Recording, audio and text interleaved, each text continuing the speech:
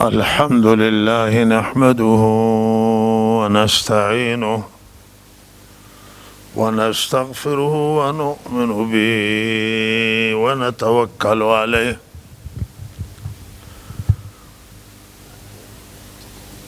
ونعوذ بالله من شرور أنفسنا ومن سيئات أعمالنا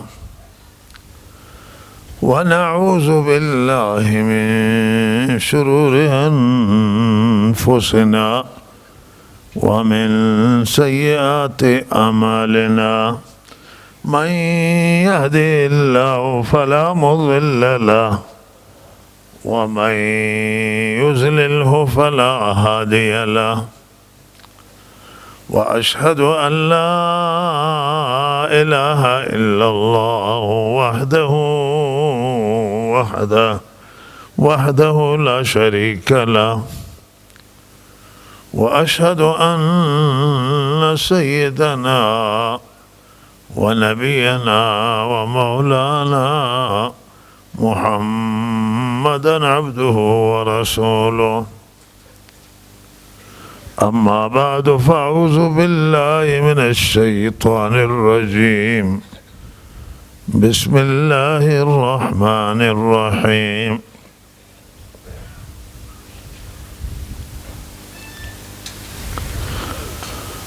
ومن يتوكل على الله فهو حسبه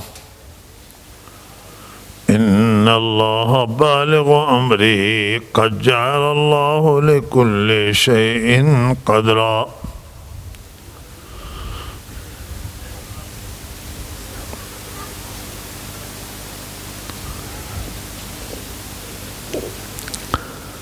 الله رب العزت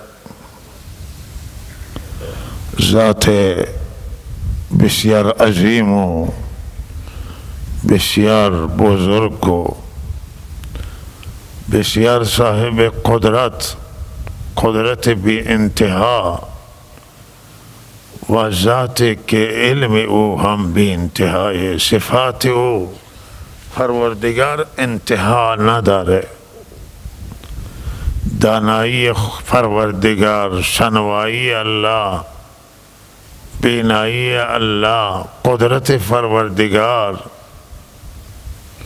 بی انتہا ہستا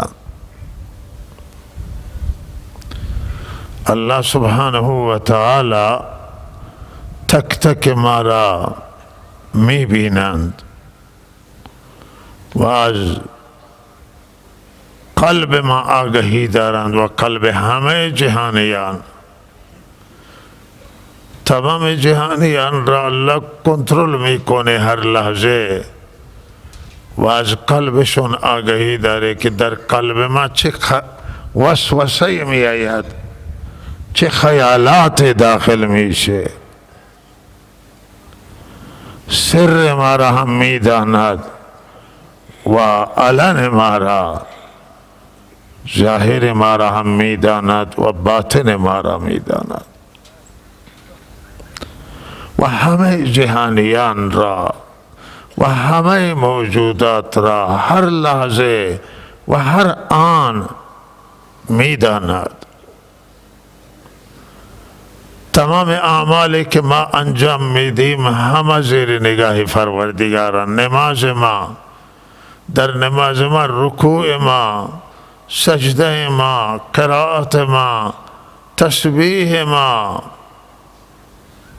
همه و همه را اللہ تعالی می داند هیچی در این جهان و در این عالم و هر جا و در هر مکان و هر زمان از پروردگار مخفی نیست چیزی را که خدا ندانه یعنی وجودی نداره هرچی که وجود دارد و موجود هست همه را الله تعالی می داند جای در قرآن الله می فرماید که خودش از شرک نمیدانه شریک خودش را نمیدانه چون خدا شریک نداره و شریک وجود ندارد و می فرماید به اهل شرک و مشرکین که یا شما خبر میدید به الله تعالی چیزی را در زمین یا در آسمان که خدا او را نمیدانه.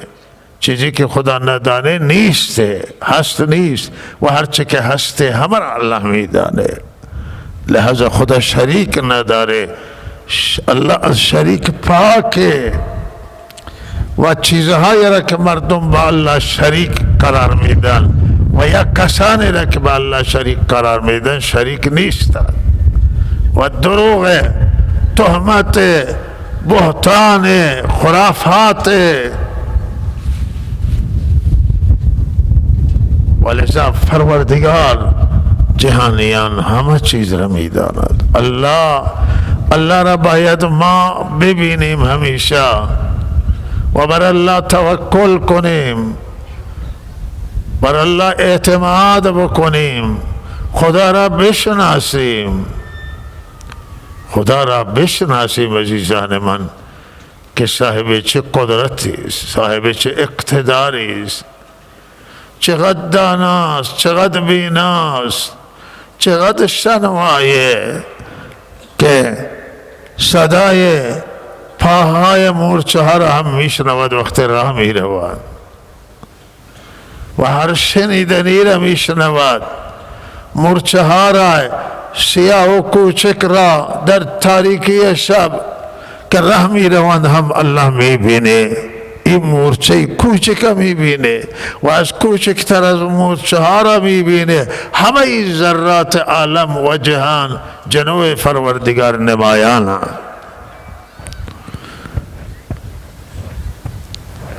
و پروردگارا ما باید همه وقت ببینیم قدرت او را، عظمت او را.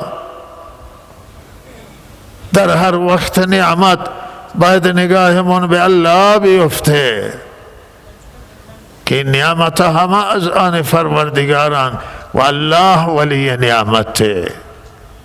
هرچه ما داریم و هرچه پدران و آبا و اجداد ما داشتن همه از آن پروردگار بودن.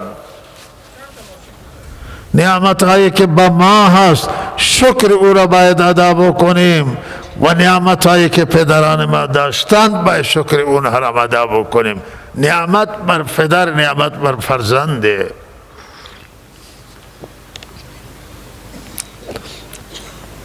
یا ایها الناس اتقوا ربکم الذی خلقکم والذین من قبلکم لعلکم تتقون. از خدا بترسید. قرآن می فرماید که هم شما را خلق کرده و هم پیشینیان را، آنانی که قبل از شما بودن، خلق کرده. الله خالق ماست و خالق پدران و مادران ماست، خالق آبا و اجداد و خالق همه پیشینیان الله است.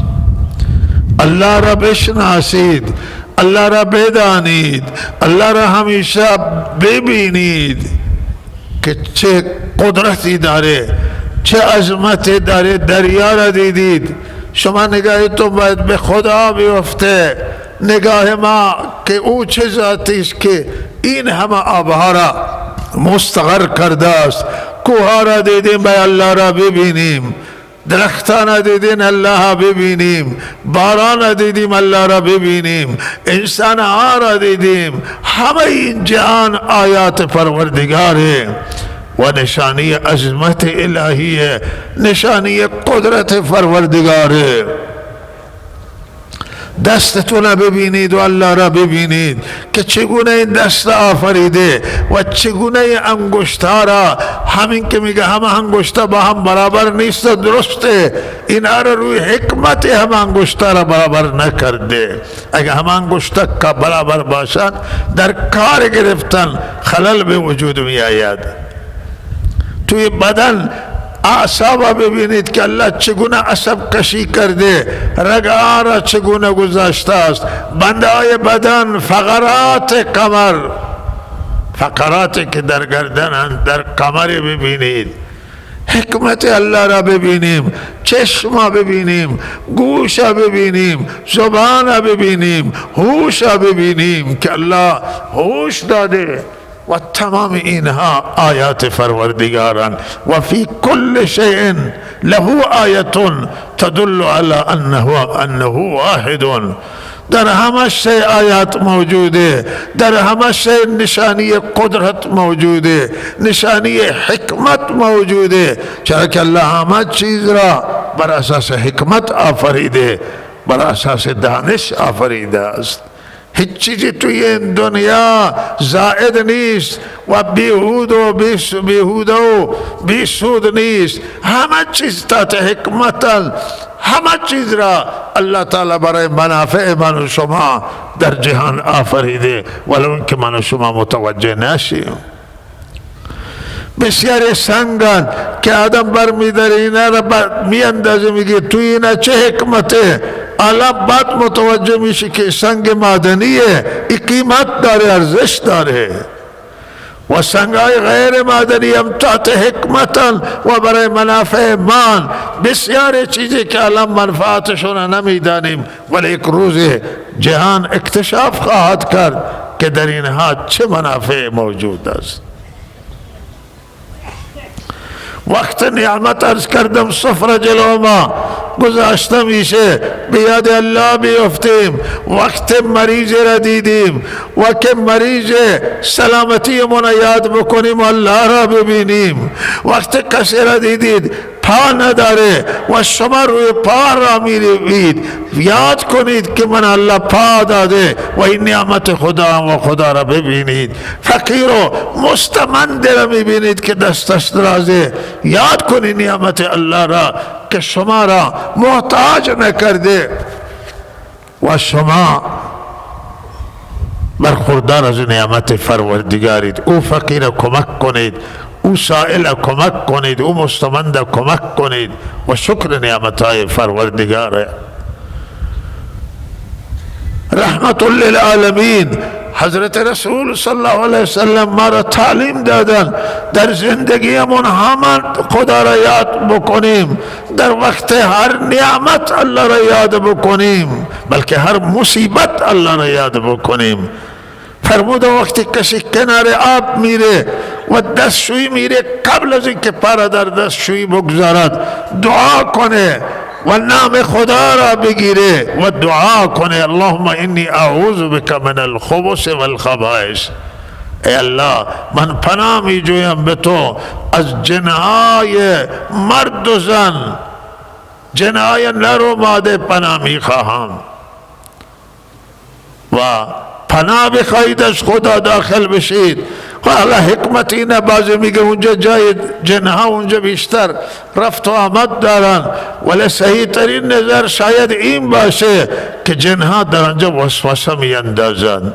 اگر شما پناهندگی به خدا حاصل کردید و در دستشویی داخل شدید، به جای اینکه خیالات بد در ذهن شما بیفته، وسوسه بیاید آنجا که ضرر داره این وسوسه، آنجا وسوسه خیر و نیت نیک در دل شما میفته. بعضی بزرگان همین منقوله که گفتن که این دعا را حتما خواندن که نیت خیر در دل می آید و خیلی چیزها را میشه فکر کرد در خود دستشویی که جای خلوت و جای کسی نیست و آدم مشغول به نیاز انسانی و حاجت انسانی است. وقتی بیرون می آید از دستشویی، پای چپ بیرون بکنه، پای راست بیرون بکنه و بگه الحمدلله الذی اذهب عنی الاذی و عافانی. الله از من آنچه که مایه اذیت، مایه تکلیف و رنج از من بیرون کرد، خدا را سپاس بگوید که من الله نجات داد. چرا که فضلات و چیزهای اضافی و مضر اگر در بدن بمانند، ضربه میزنند به بدن، بدن از بین میبرند. و چه بسا انسانان که نمیتوانند حاجت انسانی خود را برآورده بکنند به علت مریضی. رودهایشون فعال نیست و مثانه و کلیه فعال نیست، لہذا ادرارشون مشکل داره، فضلات مشکل داره. چقدر بر اونها سخته که وقتی گیر میکنن، و لہذا وقتی الله برا به آسانی چیزای مضر از بدن ما بیرون کرده است، باید شکر پروردگار را ادا کنیم، باید الله را ببینیم که الله که ما را نجات داد. و الا برای مرگ انسان همین کافیه که فضلات یعنی چیزای اضافی از بدنی و خارج نشه، بدنش بند بشه، اینا نمیتونه تحمل بکنه و انسان از بین میره. در وقت استراحت که خوابم نعمت است، وقت انسان دراز میکشه، فرموده تعلیم داده که نام خدا را بگیرید. اللهم به اسمک اموت و احیا، پروردگارا به نام تو میمیرم و به نام تو زنده میشم. و بخوابه، انشالله اینه بخونه، خوابشم میبره. و وقتی که از خواب بیدار شد، الحمدلله این نعمت بیداری که استراحت کرده، استراحتش تکمیل شده. خواب اگر انسان نبره، انسان در عذاب قرار میگیره، معذب و بدبخت میشه. لہذا وقت بلند میشه، الحمدلله الذی احیانا بعد ما اماتنا و الیه النشور.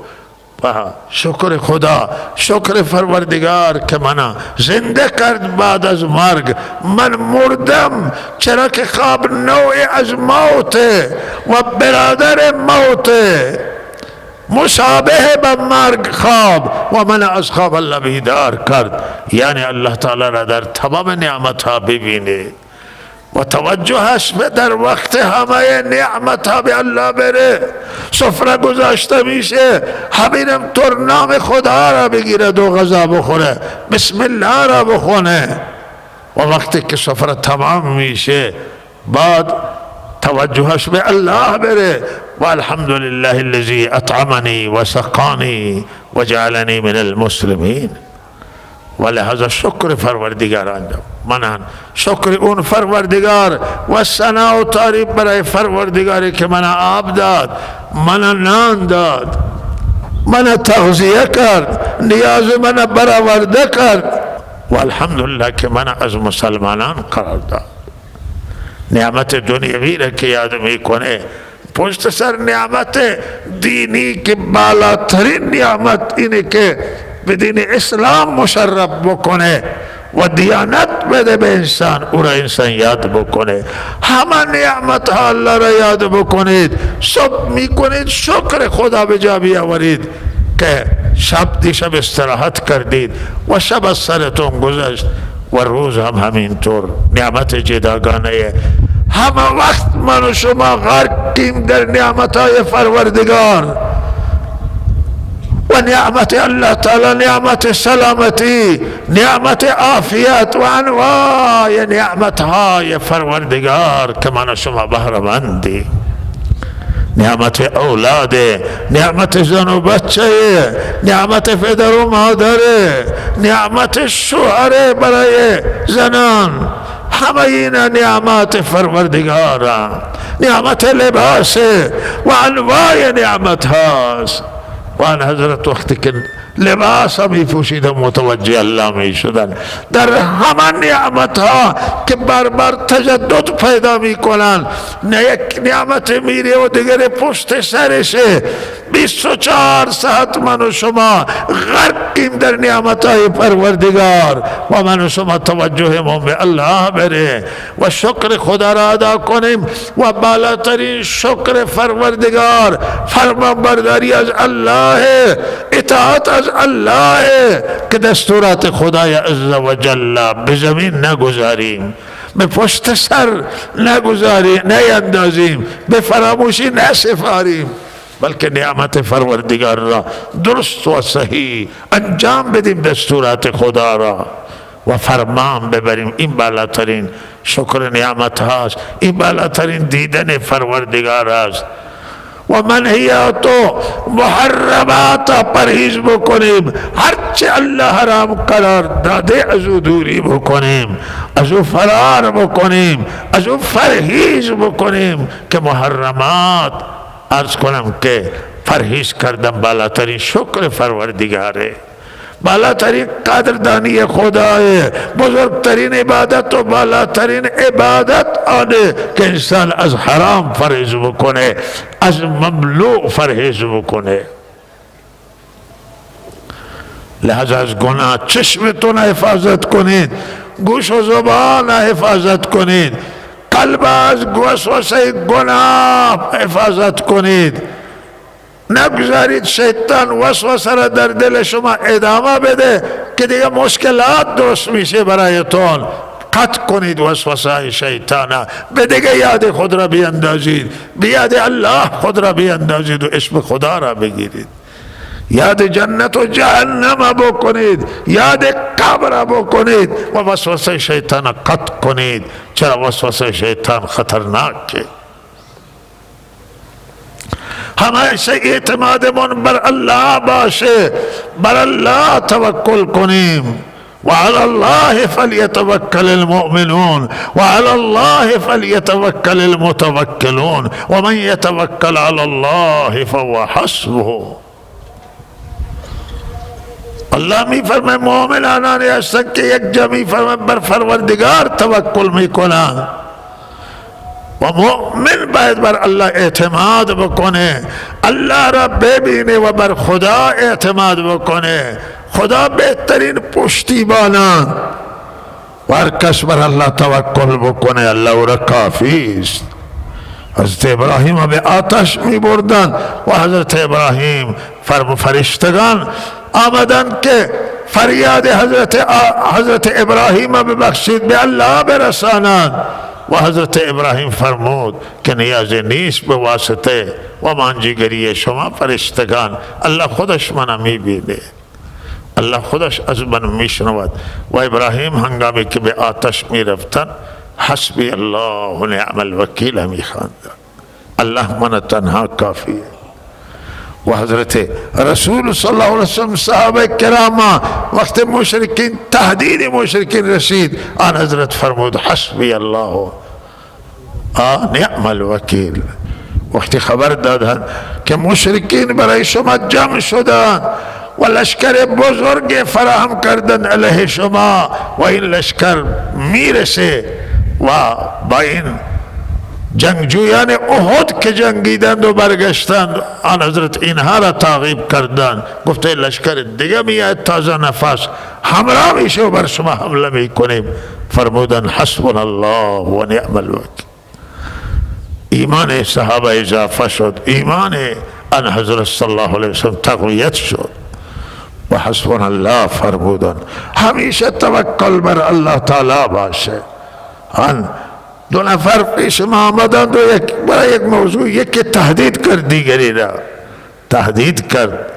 او گفت که من دیدم تو هیچ پریشانم نشد، گفت که همه چیز در دست خداست، هرچی خدا بخواد همون میشه.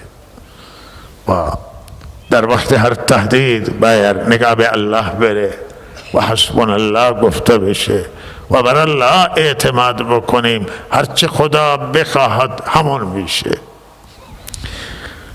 خلاصه عرایزم همه جا همه وقت الله را ببینید و همه وقت بر الله توکل کنیم و الله را از دلمون دور نکنیم، از فکرمون دور نکنیم، الله را فراموش نکنیم، بر الله اعتماد کنیم، بر الله ایمان داشته باشیم و بدانیم که همه چیز به اذن و اراده الله متحقق میشه. هر درد و هر مریضی و هر رنج از جانب الله می آید. بر الله توکل کنید. توکل کنندگان که اعتماد می کنند و تکیه می کنند باید بر شیء بر الله توکل کنند. اسباب باید استفاده کرد، اما اسباب است. بر اسباب توکل نکنید. چه بسا افراد بودن که اسباب به نفعشون فراهم بود اما متضرر شدن. فرعون همه امکانات داشت، لشکر داشت، قدرت داشت، قوت داشت، مصر در اختیار فرعون بود، همه چیز و امضا و اشاره فرعون جاری می شد. اما الله فرعون در دریا سرنگون کرد و حضرت موسی اسباب ظاهری عصای داشت و اگر اسباب زندگی داشت بسیار مختصر بود، به حد اسباب من نمی رسید. حضرت موسی زندگیش بسیار خلاصه و مختصر، اما حضرت موسی را با دست خالی الله فیروز کرد. خدا فیروز کرد. خدا هرچه بخواهد همه میشه.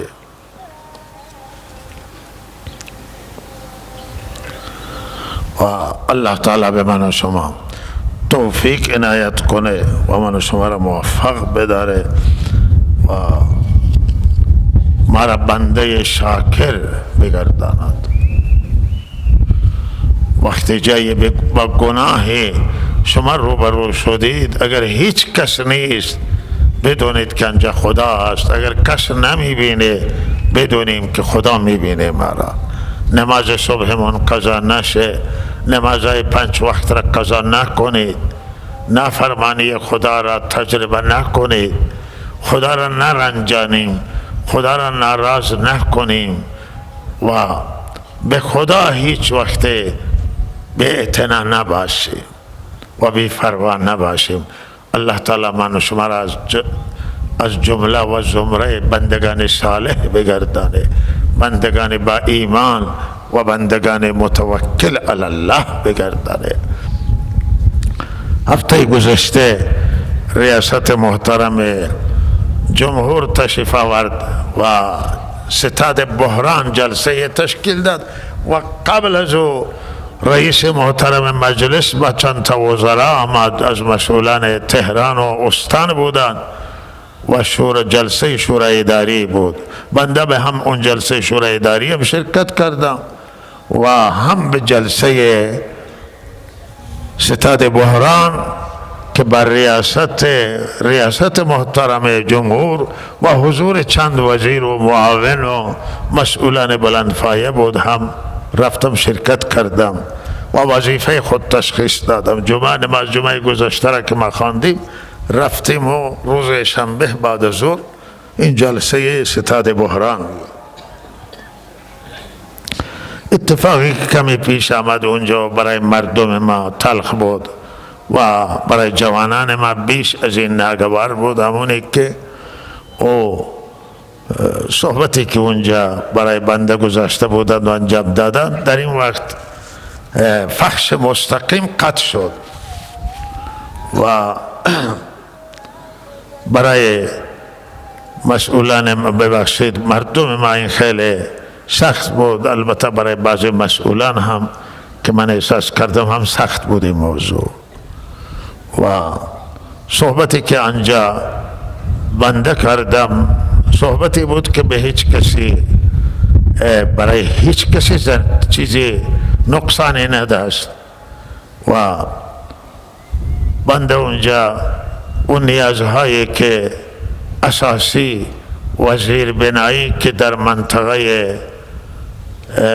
مناطق سیل زده بود اونها را تشریح کردم و در رابطه با اونها صحبت کردم و صحبت بنده در رابطه باب شرب منطقه بود که هم چابهار و هم کنارک و هم دشتیاری و زراباد و این مناطق که در حاشیه دریان و زیر این صدها قرار دارند و رودخانه های بسیار بزرگی که احیانا گاهی با تلفات روبرو می شود مردم با این رودخانه ها و از تشنگی اینها صحبتی کردم که باید این مردم اولی چیزی که نیاز مردم بود آب شرب، آب سالم.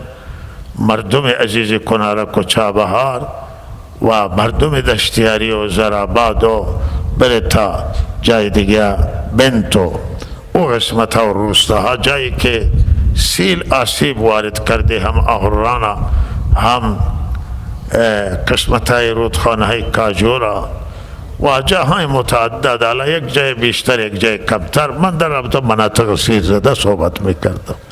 بعد کارهای اساسی که اینجا لازم زیر بنایی باید انجام بگیره و بعد پیشگیری از سیل که مهمترین نکته اینه یاد کردم که باید پیشگیری از سیل بشه که امروز مردم درست بکنن، خانه هایشون اصلاح بکنن، مزارع و فردا دیگه سیل یک آمد چکار کنه. و همیشه نمیشه که اینجا باید برای سیل بردگی بشه، با این سیل باید مهار کرد و جلوی سیل باید گرفت و این خارج از قدرت بشر نیست. این سیل بالاخره سیلی است، این میشه که مسیر داد، این سیل مسیرش را باز کرد، میشه این مهار کرد و آبش را استفاده کرد. و من نظرات ابراهیم بیان کردم اونجا که به هر حال وقتی این گفته این سیل مهار بشه راهش را هم عرض کردم که راهش چیه و چیزی برای هیچ کسی ضرر نداشت و بنده به همان اندازه خودم و نگاه خودم همه جوانب در نظر گرفتم.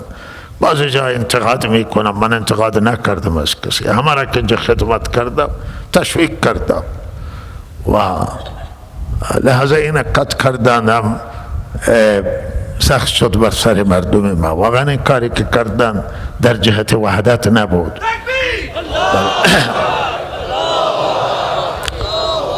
و نه به وحدت کمک کرد و ما نیاز داشتیم به همدلی و اون عزیزان سیل برده از انسان هم دل شکسته شدن و به دست آوردن دل اونها کار مهمی بود و شایسته بود که مدیر محترم صدا و سیمای استان عذرخواهی از مردم میکرد. من هیچی بله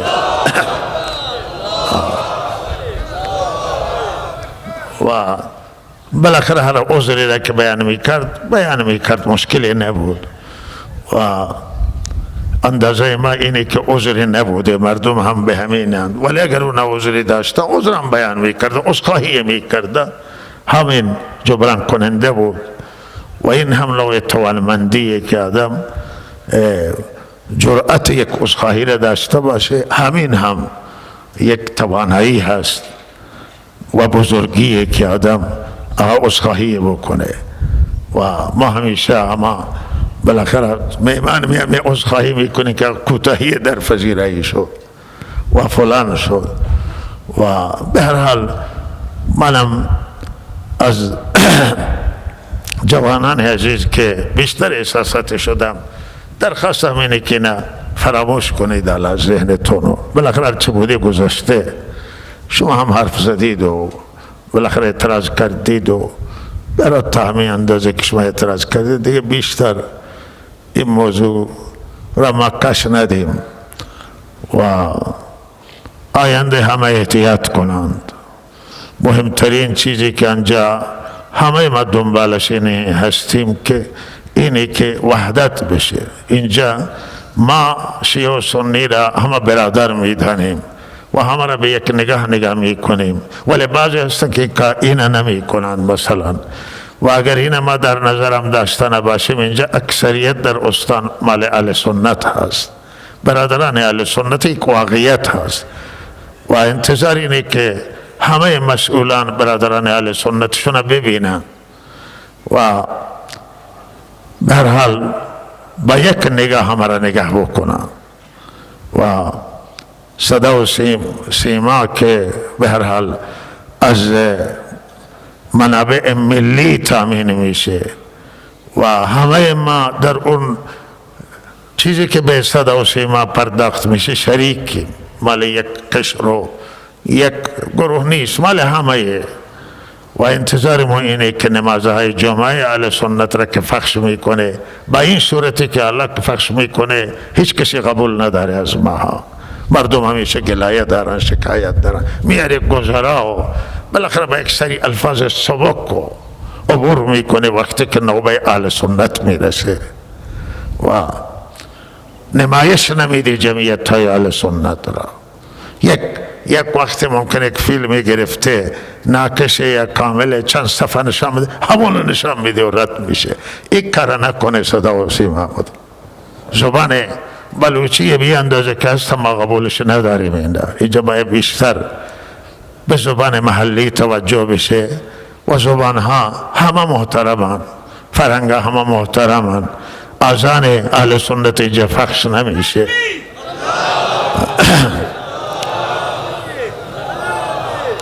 در حالی که در قانون اساسیه که هر جایی که هر مذهب اکثریت داره همه قانون ها بر اساس اونها باشه و این قانون فراموش شده، معطل شده و قوانین ما افسوس میخوریم که قوانین مردم هر جایی که به نفعشون باشه میگیرن و جایی که به ضرر باشه ما قانون نمیگیریم. نه، قانون همه جا مهمه. و بهرحال شما اهل سنت، من اعتقادم اینه، حالا من حرفی میزنم ممکنه بعضی از این حرف خوششون نیاید، ولی این یک اعتقاد واقعیت که اگر اهل سنت کشور به خوبی دیده میشد و اهل سنت کشور همه حق و حقوقشان رعایت میشد و شما در تمام مسئولیت ها و مناصب و موقعیت ها از اهل سنت در سطح کشور کار گرفته میشد، امروز محبوبیت ما، کشور ما در دنیا خیلی از بیشتر میشه، به نفع ما بود.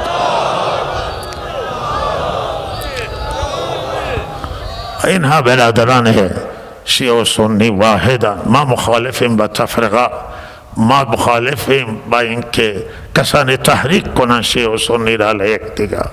ما معتقدیم که ما امت واحده ایم.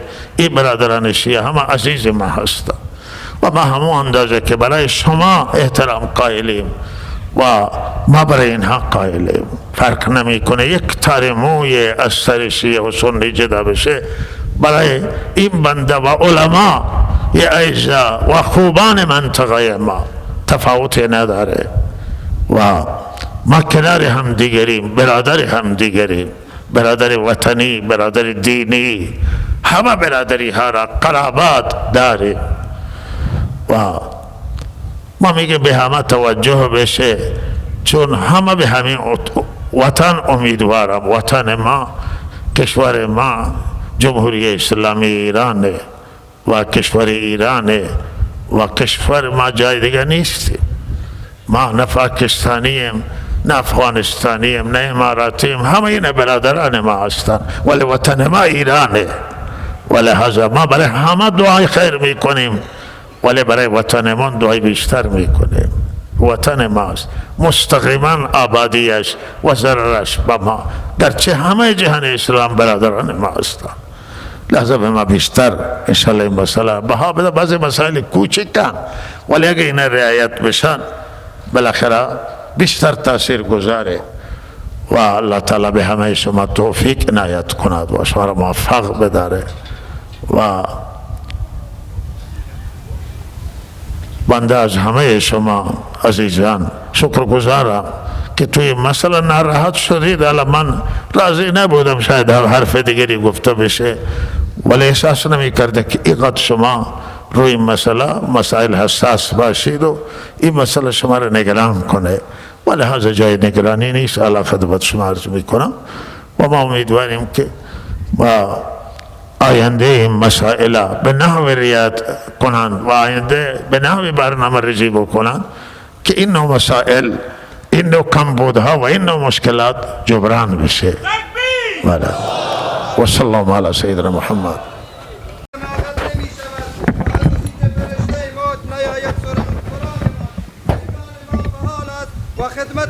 و خدمتگزار پدرمان هستیم و جان فدایت. کوردلان می ترسن از صدایت ما آرزو داریم که 1000 جان داشته باشیم که بکنیم. الله اکبر، الله